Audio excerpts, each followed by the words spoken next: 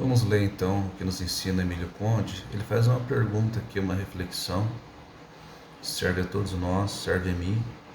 E quando eu falo, por favor, tenha um pouco de cuidado. Há uma generalização, eu tenho muito cuidado com generalizações e principalmente cuidado em fazer tecer crítica à igreja, porque vivemos uma época em que a crítica a obreiros e a pastores é predominante.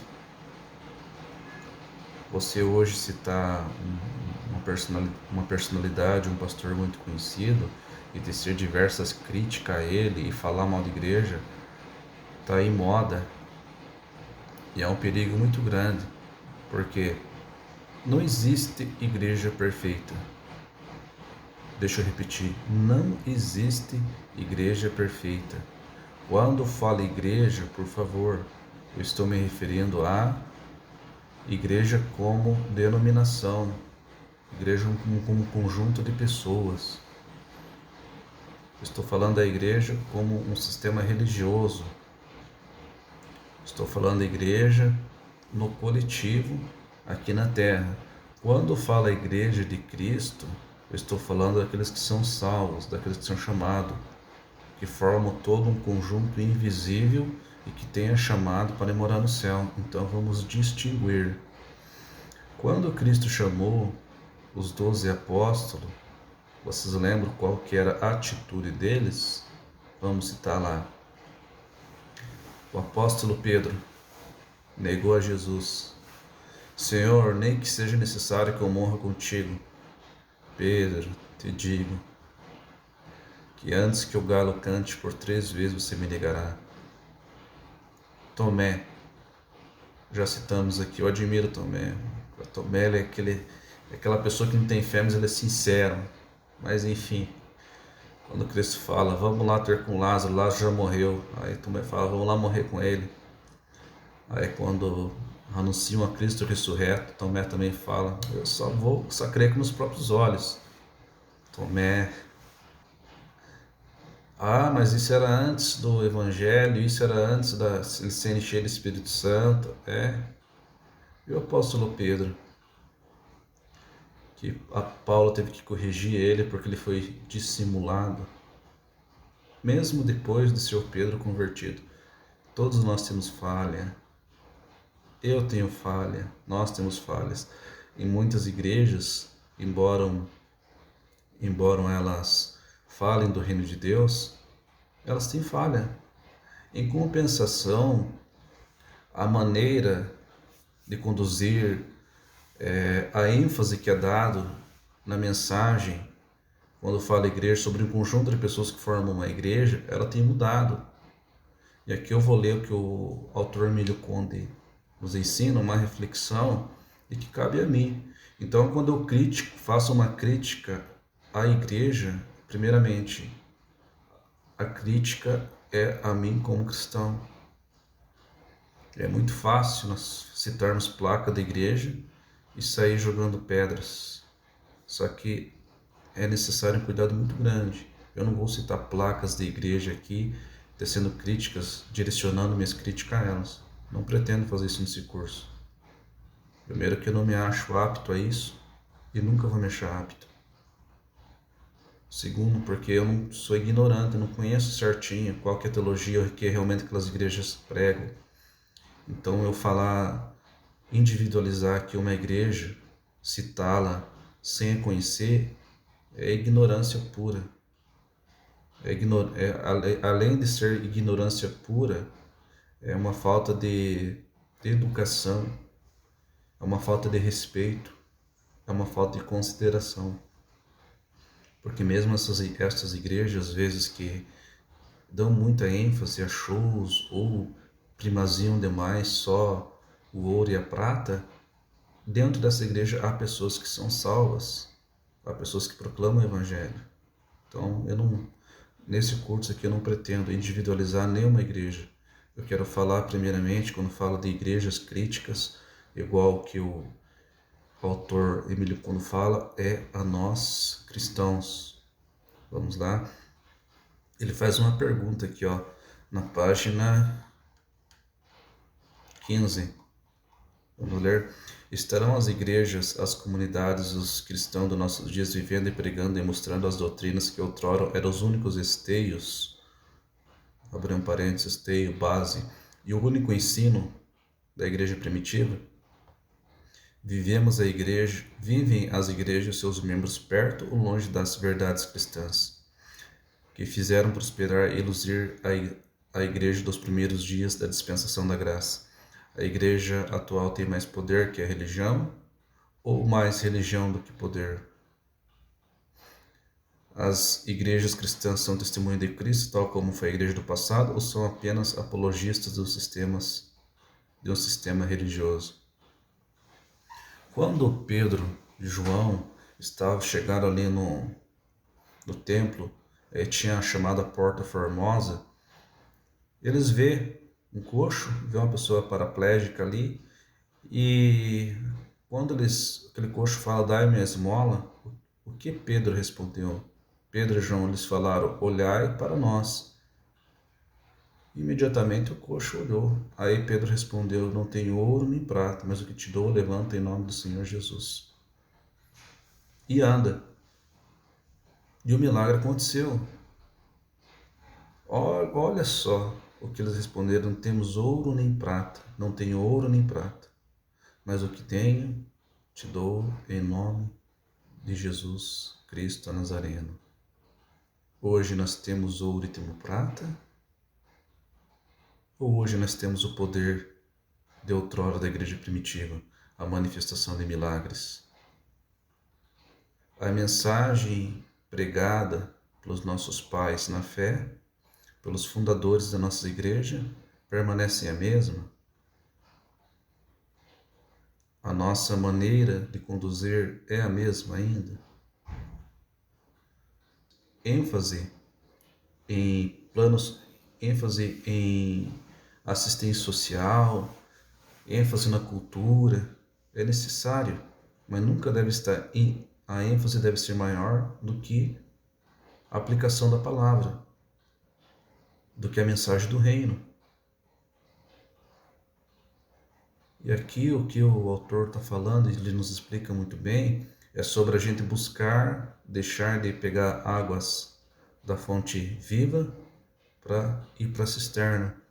A cisterna nada mais é do que um sistema humano, e que nós queremos adaptar a religião. Eu vou adaptar a religião àquilo que meus seguidores querem. Principalmente, vamos para a nossa igreja ter sucesso, para que a minha igreja cada vez tenha mais membros, eu tenho que dar um foco nessa mensagem. Então, o enfoque é na igreja como denominação, e não em Cristo como o Senhor da igreja. O enfoque é mais na pregação do que no Senhor da pregação, como já citamos aqui no primeiro slide. O enfoque é mais no Salmo 23 do que no Senhor do Salmo 23. A mensagem da cruz, a mensagem da remissão dos pecados, a mensagem de que Cristo breve vai voltar, como ela está? Deixamos de lado, muitas vezes. Por quê? Deixamos de lado para dar mais enfoque, principalmente na chamada motivação pessoal. Então, uma crítica que é feita a mim. Eu vou citar uma igreja aqui que eu tenho como exemplo, em sua fundação, que ela tinha 4 requisitos, que é a Igreja do Evangelho Quadrangular, da Amy McPherson, que é a fundadora. A jovem canadense Amy McPherson fundou a Igreja do Evangelho Quadrangular. E olha quais seriam os 4 ângulos do ministério de Jesus. Jesus salva, Ele cura, Ele batiza com o Espírito Santo e Ele há de voltar. Quais seriam os 4 pilares, os ângulos do ministério de Jesus? Vamos repetir? Ele salva, Ele cura, Ele batiza com o Espírito Santo, Ele há de voltar. Então, nossos pais, os nossos pioneiros, eles davam muita ênfase na palavra aplicando esses 4 pontos. E nós, com o passar do tempo, nos esquecemos. Quem foi da época aí, acredito que algumas igrejas ainda têm. Os cultos de oração começavam, todos os cultos, seja ele domingo, seja ele sábado. Se o culto começasse às 19, vamos colocar 19h30, às 19 horas, pelo menos às 19 horas que o povo podia chegar, a igreja era aberta um pouquinho antes das 19, o templo estava repleto. Eu pude presenciar isso. O templo estava repleto, todos estavam de joelhos, já estavam orando, e havia uma espécie de um sininho, em que o pastor ele batia naquele sininho lá, para avisar que já ia começar a hora dos cânticos da harpa ou do louvor. Então, pelo menos das 19 horas até as 19h30, pelo menos 30 minutos antes de cada culto, estava todos orando e havia um sininho. Passado algum tempo, eu recordo bem dessa cena, que eu entrei na igreja lá e eu vi o sininho numa prateleira. O sininho ele tinha sido abandonado. E eu não percebi que aquele sininho tinha sido abandonado, só me recordei dos meus tempos ainda de infância, quando eu vi aquele sininho naquela prateleira. E me veio à mente aqueles tempos. E a minha crítica imediata foi, não, o pastor está errado, a igreja está errada. A primeira percepção que eu tive, mas depois foi, qual era a minha atitude antes, mesmo criança, chegando às 19 horas até às 19h30? Era orar. E depois, chega na igreja, dizemos, boa noite, Jesus. Eu falo isso. É 2 minutos só, fica sentado, vamos esperar às 19h30 o culto começar. O culto começa às 19h30 para mim.